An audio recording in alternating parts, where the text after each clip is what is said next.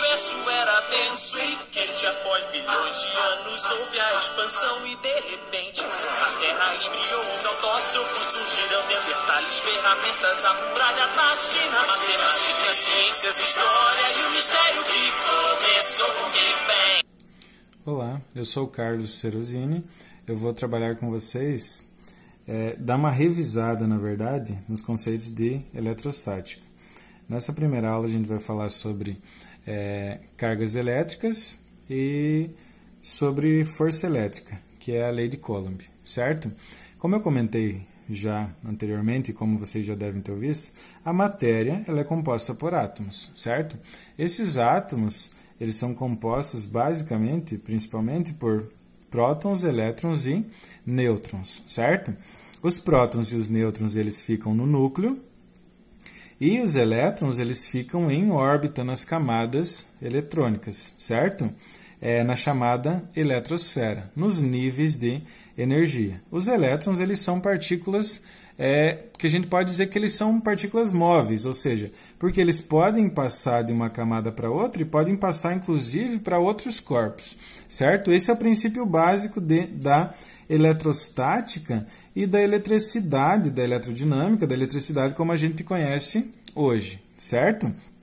Um átomo, inicialmente, um átomo ou um corpo neutro, ele pode ser dito neutro quando ele tem o mesmo número de prótons e de elétrons, certo? A gente diz que os elétrons eles têm carga negativa e os prótons eles têm carga positiva. Então, se um corpo se um átomo ele tem um próton e um elétron, ele é um elemento que não tem carga, ele é um elemento neutro. Agora, a partir do momento que esse átomo ele perder ou receber elétron, ele é chamado de íon, certo? Esse íon ele pode ser chamado de cátion ou de ânion. Quando ele é chamado de cátion, significa que o átomo ele perdeu elétrons. Se ele perdeu elétrons, ele ficou com mais prótons, certo? Por exemplo, o ferro ele tem o número 26, número atômico 26. O que significa isso? Que ele tem 26 prótons. Se ele é neutro, ele tem 26 prótons e também tem 26 elétrons. Se ele perder, ele é um elemento que é neutro. Se ele perder um elétron, ele vai ficar com mais prótons. Então, ele é chamado de cátion. Agora, se ele receber elétron, ele vai ficar com mais elétrons. Ele vai ser chamado de ânion, certo? Mas como que um corpo ou um átomo ele pode perder, se carregar eletricamente, digamos assim? É pelo meio dos processos de eletrização. A eletrização ela pode ocorrer por atrito, por contato ou por indução. Em que consiste o processo de eletrização por contato, por atrito, perdão? Quando a gente tem dois corpos inicialmente neutros e eu esfrego um corpo no outro, nesse caso um pedaço de lã, numa barrinha de vidro, ambos inicialmente neutros, eles entraram em atrito um com o outro, o que aconteceu? O vidro ficou carregado positivamente e a lã ficou carregada negativamente. O que aconteceu? Na verdade, a lã recebeu elétrons do vidro. Ela ficou com mais elétrons do que prótons, ficou carregada negativamente, e o vidro perdeu elétrons, ele ficou carregado positivamente. A eletrização por contato, ela consiste em que, quando eu tenho pelo menos um dos corpos carregados, observem aqui, quando eu tenho pelo menos um dos corpos carregados, e esse corpo carregado entra em contato com um elemento neutro, o que vai acontecer?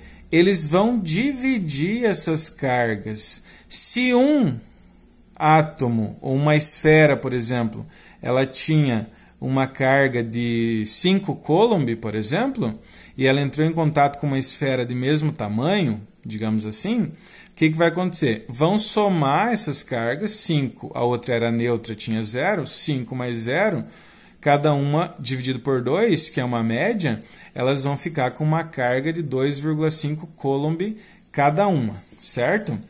No processo de eletrização por indução, a gente vai ter um corpo carregado, seja ele positivo ou negativamente, certo? Que a gente chama de indutor. E a gente vai ter um outro corpo que pode estar neutro, que a gente vai chamar de induzido, certo? E esse induzido ele está em contato com um outro corpo C. A simples aproximação desse corpo carregado negativamente vai fazer com o quê? Vai fazer com que uma coisa que a gente não tinha falado, cargas elétricas de sinais iguais, elas vão se repelir. Ou seja, se eu tenho dois corpos carregados negativamente, quando eles se aproximam, eles vão se repelir. Ou se eles estiverem carregados também positivamente, eles também vão se repelir. Esse é o princípio da atração e de repulsão de cargas elétricas. Agora, se eu tenho cargas elétricas de sinais opostos, elas vão se atrair, certo?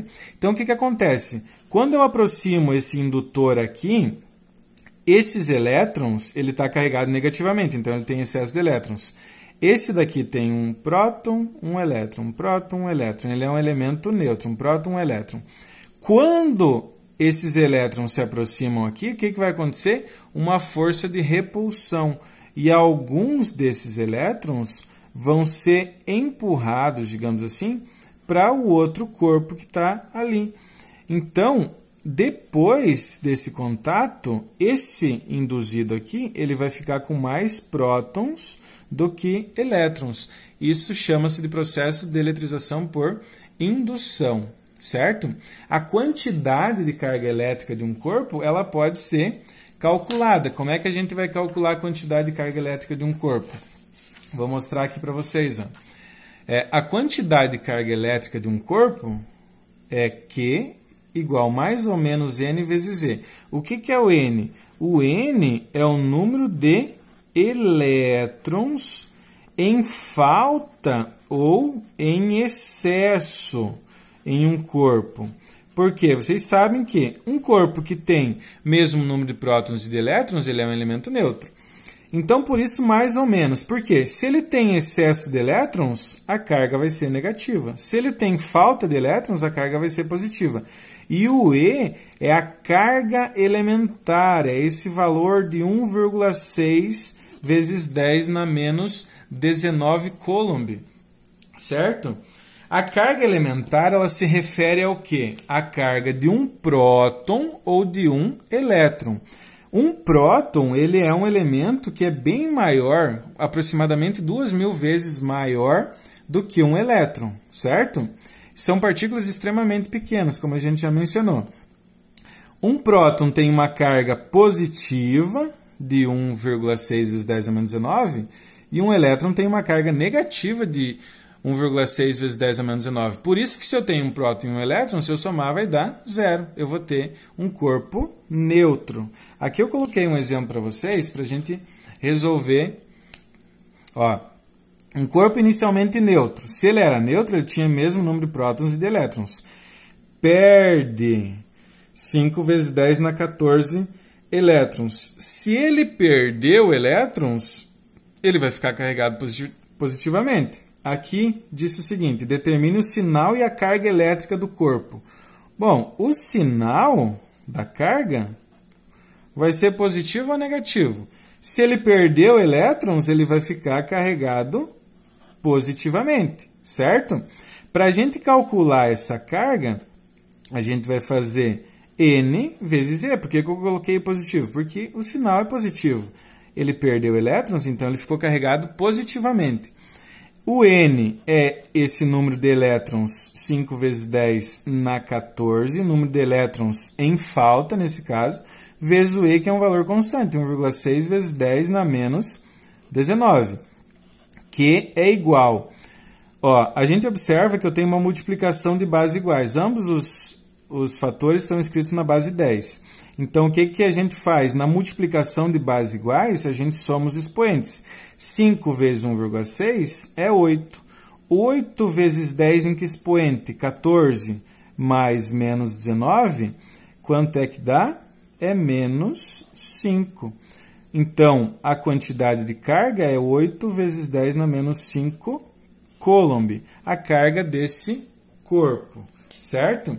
Na sequência, eu tenho um exemplo similar, porém agora, ó, um corpo tem carga de 11,2 vezes 10 na menos 7 coulomb. Determine o número de elétrons retirados desse corpo para que ele fique com essa carga. Agora, a gente quer descobrir o N, certo?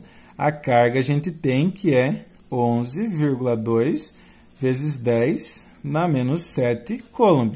O E é um valor que não está colocado ali. É um valor que não está colocado, mas subentende-se que você lembra que a carga elementar é 1,6 vezes 10 na menos 19. A fórmula é Q é igual a N vezes E. O Q é 11,2 vezes 10 na menos 7, igual o N que eu procuro, vezes o E, que é 1,6 vezes 10 na menos 19. Meu interesse é descobrir o N, então eu tenho que isolar ele. Para isolar esse 1,6 que está multiplicando, vai passar para o outro lado dividindo. 11,2 vezes 10 na menos 7, dividido por 1,6 vezes 10 na menos 19. É igual a N. Agora eu tenho uma divisão de bases iguais. O que diz a propriedade da potência quando eu tenho uma divisão de bases iguais? Que eu tenho que subtrair os expoentes. Eu vou dividir 11,2 por 1,6 é 7. 7 vezes 10 em que expoente? Menos 7 menos 19. Menos 7 menos com menos dá mais. Menos 7 mais 19 é igual a 12. 7 vezes 10 na 12. Esse daqui é um número de elétrons e um número bastante grande de elétrons, certo? Então, seria isso sobre eletrostática, quantidade de carga. Na sequência, no próximo vídeo, a gente vai trabalhar sobre a lei de Coulomb. Até mais!